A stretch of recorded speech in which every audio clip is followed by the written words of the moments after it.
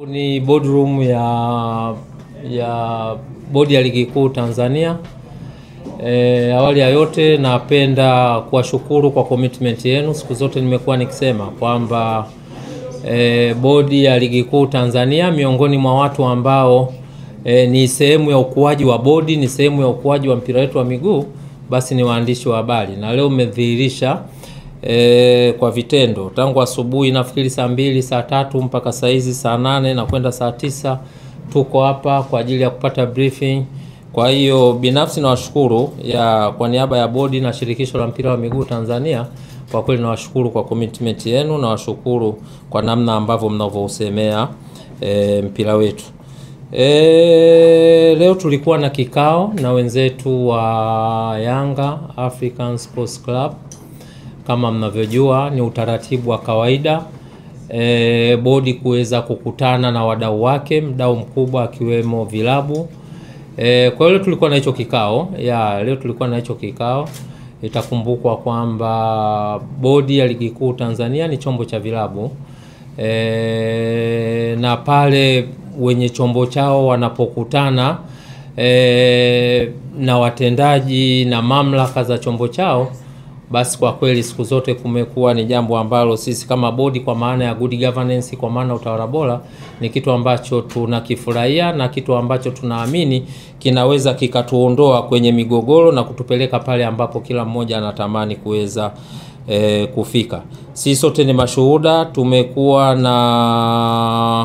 kumekuwa na sintofahamu kubwa katika mchezo namba 184, mchezo baina ya Yanga na Simba ambao tuliwailisha pale tarehe 8 nafikiri Machi. Na tangu tulivyowailisha kumekuwa na mambo mengi yamepita hapa katikati. Mara baada ya kuwailisha tulipokea malalamiko kutoka kwa wenzetu wa Yanga wakijaribu kuomba bodi ya ligi kuu kupitia kamati yake ya usimamizi na uendeshaji iweze kuona namna gani nzuri ambavyo inaweza kuwapatia pointi 3, lakini pia kulikuwa na malalamiko mengine ambayo waliainisha katika barua yao. Bodi likaa ikaweza kuwajibu na baada ya kumaliza kuwajibu kupokea, wenzetu wa Yanga kuridhika na majibu ya bodi. Kwa hiyo ikapelekea kwenda kupeleka malalamiko yao katika chombo cha juu na cha mwisho cha masuala haya ya usuluhishi wa mambo ya michezo, ambacho kimepewa dhamana na shirikisho la mpira wa miguu duniani. Sisi sote ni mashuhuda. Baada ya shauri kupelekwa kasi walikaa wakalifanyia maamuzi, na baada ya kufanyia maamuzi vilabu vyote vilijulishwa, bodi tulijulishwa, shirikisho la mpira wa miguu tulijulishwa, na baada ya kupokea hiyo taarifa tulikuwa na wajibu sasa wa kueleza umma ni kitu gani ambacho wenzetu wa kasi wameweza kuamua. Kwa hiyo baada ya yale maamuzi sisi tuliamini kwamba kila kitu kimefika mwisho, na kwa mujibu wa utaratibu wa masuala ya mpira, kwa mujibu wa kanuni zetu tulizokuwa nazo zinatambua kwamba pale kunapotokea mgogoro wowote unaohusisha masuala haya ya michezo ya ligi, unaohusisha ligi, basi chombo cha mwisho chenye maamuzi ni kasi. Lakini ukienda kwenye katiba pia shirikisho la mpira wa miguu nayo inatambua hivyo. Ukienda kwenye governing regulation ya bodi ya ligi kuu ambacho ni chombo cha vilabu, ambapo wenye chombo chao ni vilabu, pia inazungumzia hayo mazingira. Pale itakapotokea sintofahamu, mgogoro wote ambao umetokea katika mchezo wa ligi, basi chombo ambacho kimepewa dhamana cha mwisho kabisa cha kufanya maamuzi kwa mujibu wa katiba ya shirikisho la mpira wa miguu duniani ni FIFA.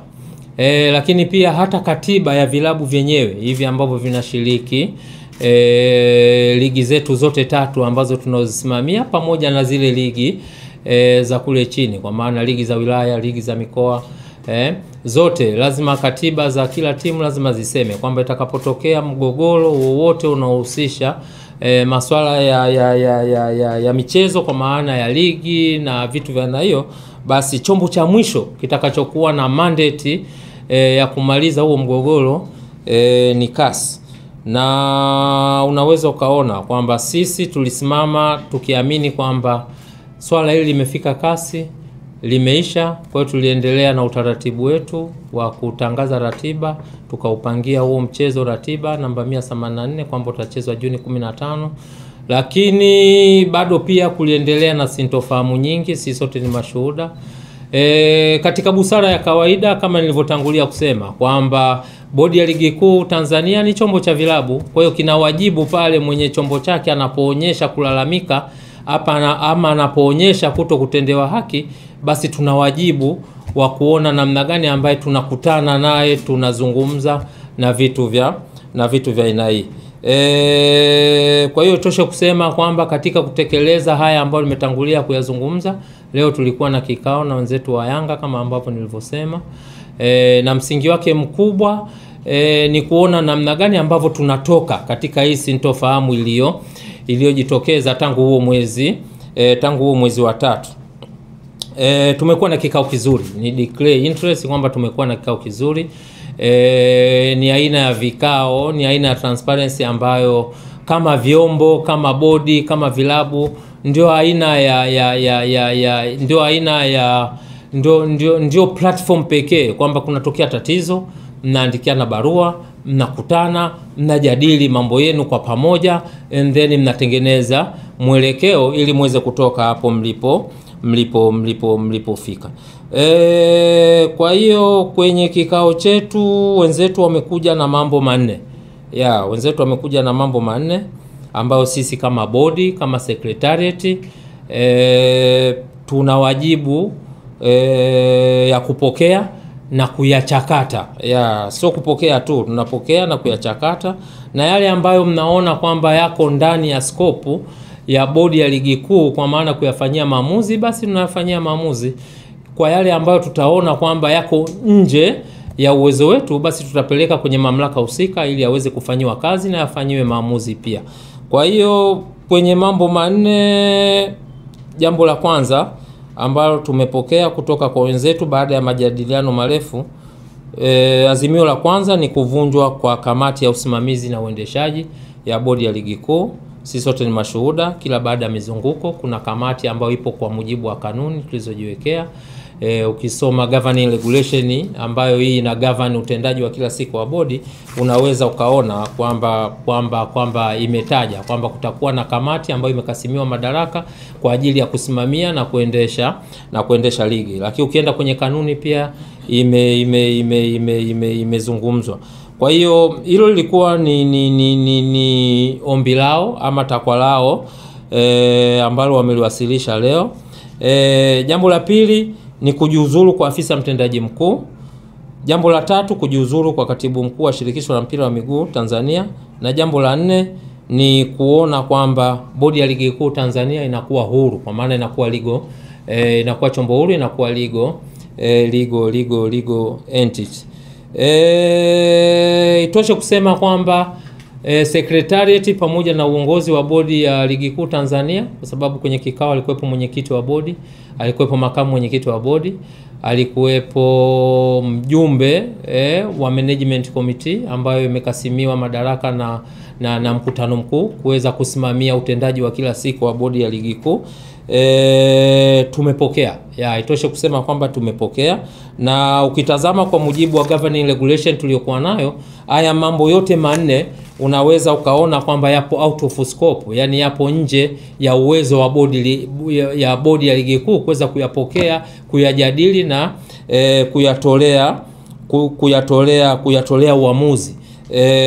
Kwa mujibu wa muundo tuliokuwa nao wa usimamizi na uendeshaji wa ligi, haya mambo yote manne ukiondoa ili jambo moja la kwanza ambalo liko ndani ya uwezo wa mwenyekiti wa bodi, haya mambo matatu yaliyobaki, tafsiri yake mamlaka ambazo zinaweza zikayapokea, kuyachakata na kuyafanyia maamuzi ni kamati ya utendaji ya shirikisho la mpira wa miguu na mkutano mkuu wa shirikisho la mpira wa miguu Tanzania. Kwa hiyo tumewaambia wenzetu kwamba tumeyapokea kwa nia njema, kwa nia ya kujenga, tutayawasilisha kwenye mamlaka husika ili yaweze kuyafanyia kazi, na baada ya hapo basi tutawajulisha kama ambavyo tulivyokutana leo na kujadili mambo yetu ya msingi. Kwa hiyo kwa ufupi sana, hayo ndio mambo ambayo tuliyajadili leo, na kama nilivyotangulia kusema kwamba sisi kwa haya walioyaleta, wajibu wetu ni kuyapokea. Tukiyapokea kwa sababu hatuna mandate nayo, yako nje ya uwezo wetu. Kwa hiyo kamati, bodi kwa maana ya secretariat, sasa tuna wajibu wa kuziandikia mamlaka zinazohusika kwa ajili ya kuyawasilisha, kuyajadili na kuyafanyia maamuzi. Naomba kuwasilisha. Asante CEO, na tutakaribisha maswali. Najua yako mengi sana leo. Sawa, tuanze hapa.